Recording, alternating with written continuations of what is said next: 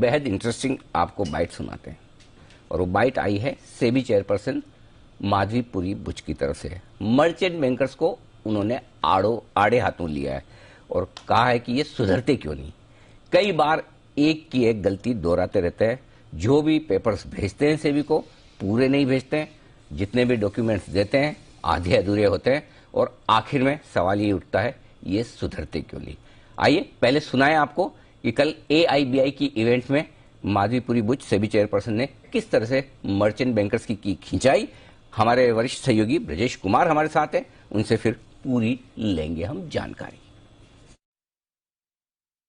There are some merchant bankers who are repeat offenders. What do I mean by repeat offenders? They bring one document to us. We say here are the 25 lacunae in the document. They go back, they take a lot of time, they come back with incomplete papers. I think it's a desire to tell their client that we have filed with SEBI. But comprehensiveness, neither the client asks or anything, and then the question is that it's all a question of, it's being footballed within, back and forth between SEBI.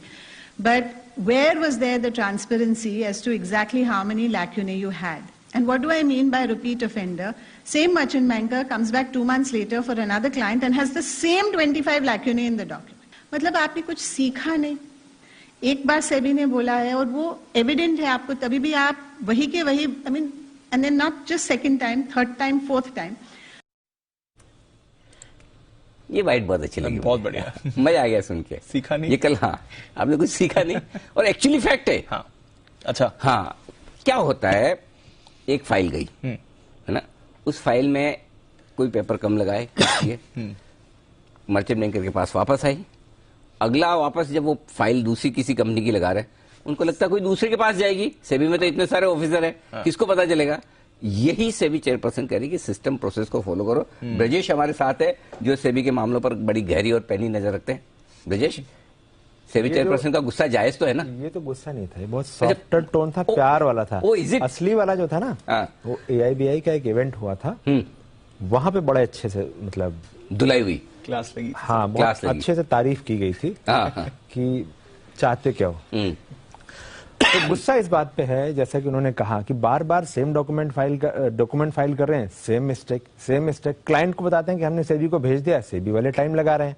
जबकि client को अगर लाना है issue, तो वो market देखता है, बहुत सारी चीजें प्लान करके रखता है, और बार बार यही फिर आप हर बार कहते हैं कि सेबी जो है, सेबी ने रोक कर रखा हुआ है। आप अपने यहाँ के सिस्टम क्यों नहीं ठीक कर सकते? अगर सेबी ये कह रहा है कि सारी चीजें फाइल होंगी, 21 दिन तक तो वैसे सेबी को ओपन रखना होता है। अगर आप देखें कि PSU के जो ज्यादातर जो PSU से जुड़े हुए जो मर्चेंट बैंकर्स हैं, उनके साथ ये समस्या कम है। उनके साथ भी ऐसा नहीं कि समस्या नहीं है, लेकिन उनके साथ कम है। उनके यहाँ थोड़ी सी ये चीज है कि डॉक्यूमेंट जाएंगे तो सारे जाएंगे और उसको आधा अधूरा नहीं भेजना है और बहुत टाइम नहीं लगाना है, क्योंकि लेकिन यहाँ जो है बाकी जो बचते हैं, इनके साथ ये समस्या है। और जो मुझे पता चला है, ऐसा नहीं कि जो बड़े नाम वाले हैं उनके साथ समस्या कम है, जो छोटे नाम वाले हैं उनके साथ समस्या कम है, लगभग सब बराबर ही हैं। तो इस बात पर गुस्सा है कि आखिर आप ये क्यों नहीं करते। और ये डायरेक्शन भी है कि अगर आप नहीं दे रहे हैं जानकारी, तो आप ये मानकर चलिए कि एक समय सीमा हम तय करेंगे, उसके बाद रिजेक्ट कर देंगे।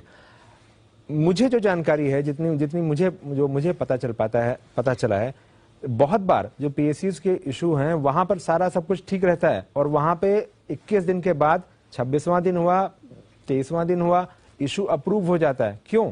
क्योंकि वहां तो सारा सब कुछ कामकाज करना होता है आपको। आप किसी PSU के इशू में आप बहुत ज्यादा ये नहीं कर सकते, लेकिन ये जो बाकी के इश्यूज हैं, वहां पर ये दिक्कत क्यों है? तो ये जो बात है, ये जो गुस्से है, ये कॉन्टेक्स्ट है, ये उसी का है कि आप अपने क्लाइंट को बेवकूफ मत समझिए। सेबी के नाम पर आप चीजों को मत फेंकिए क्लाइंट के आगे, सेबी के सिर पे मत फोड़िए, क्योंकि सेबी उतनी ही कंसर्न है जितना कि वो इंडस्ट्री कंसर्न है कि उसको पैसे बाजार से उठाने हैं और टाइमिंग जो है उसकी ठीक ठाक रहनी चाहिए। ओके, तो कुल मिलाकर मामला ऐसा है कि सीधे शब्दों में मर्चेंट बैंकर्स को समझाया जा रहा है कि सिस्टम प्रोसेस को फॉलो करिए, एक ही गलती बार बार मत करिए और इस गलती में बार बार सेबी को बदनाम न करें। और एक्चुअली ये फैक्ट बात है, ये गलत नहीं। मैं अगर सेबी चेयरपर्सन कह रही है और आप जो बोल रहे हैं, ये आम धारणा बनी हुई है लोगों में कि रेगुलेटर बहुत टाइम लगाता है। ये एक्चुअली ये कोई नहीं सोचता कि अगर पेपर पूरे नहीं आए, अगर पेपर आए आपको वापस भेजा, आपने वापस भेजा, पूछेंगे तो सही ना। कल को कुछ भी चीज गलत होती है तो जिम्मेदारी भी रेगुलेटर पर आती है। बिल्कुल, उनका तो काम है चेक करना सब तो कुछ। इसलिए ये बात फैक्ट है। नहीं तो लोगों को लगता है हमने तो पेपर दे दिया, वहां टाइम लग रहा है। अब आपने क्या पेपर दिए, कैसे पेपर दिए, उसमें तो नहीं, ड्यू डिलीजेंस अगर रेगुलेटर पेपर नहीं चेक करे तो कैसे इशू हो जाए तो उसकी अलग एक कहानी बन जाती है कि वो तो रेगुलेटर ने ये नहीं देखा, रेगुलेटर ने वो नहीं देखा। आपको याद होगा प्राइस बैंड का इशू, करेक्ट, क्या बना दिया था, लगभग फिक्स प्राइस इशू हो गया था। करेक्ट, हमने भी बात की और रेगुलेटर तक भी बात पहुंची। फिर क्या हुआ, रेगुलेटर को फाइनली लाना पड़ा कि मिनिमम 5% का आप गैप रखिए अपर बैंड में, लोअर बैंड में।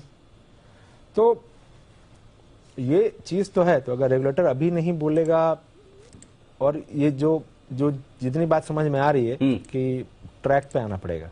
चलिए बढ़िया है। तो ये इंटरेस्टिंग डेवलपमेंट को हमने सोचा कि आपके सामने रखा